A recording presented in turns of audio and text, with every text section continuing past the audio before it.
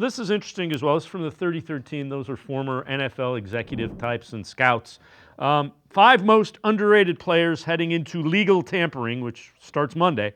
They go wide receiver Marquise Brown, Rico Dowdle. That's an interesting running back.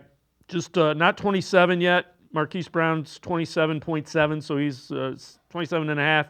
You Sherwood, Blackman, safety and offensive tackle. Dan Moore. Dan Moore's 26. Yeah. Any of those guys intrigue you? And again, the Browns aren't going to get the sexy names because they just don't have money. Yeah, I don't think you're gonna get the name that jumps out to you is Marquise Brown. One of the things we've been trying to find is a speedster around here. He's a guy that can spread the field, and it makes more. See, it'll tell me what the Cleveland Browns would do if they say we're gonna bring back Joe Flacco. Well, then I know you're gonna be vertical, and then you start to look at guys like Hollywood Brown. I listen. I like the tackle. I like Dan Moore.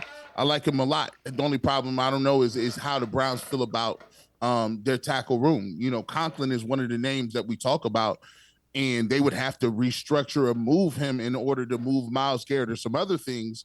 So you might look at it. DeJuan Jones is playing the left side. Maybe they want to save some more, but then again, does that really save some more depending on what they're offering Dan Moore and what he wants? Because Conklin is pretty expensive.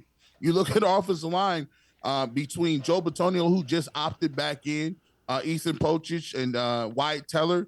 Those guys are pretty expensive. So I think the Browns aren't going. And by the way, the linebacker on that list it sounds pretty good too. Because I've come to the conclusion after listening to Andrew Berry, and this is sad to say, the likelihood of JOK playing this year is very slim to none.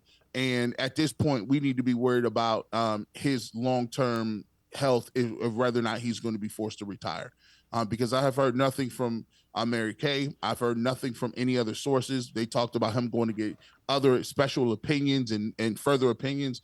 And when you're dealing with a neck injury and you still have to tackle people with your shoulders, Yep. and you're already undersized, it just looks like one of those situations where you're gonna have to probably look at linebacker a little bit too, which is a tremendous hit from a defense that may not have Myles Garrett and JOK, who you were building around, and that's a huge blow.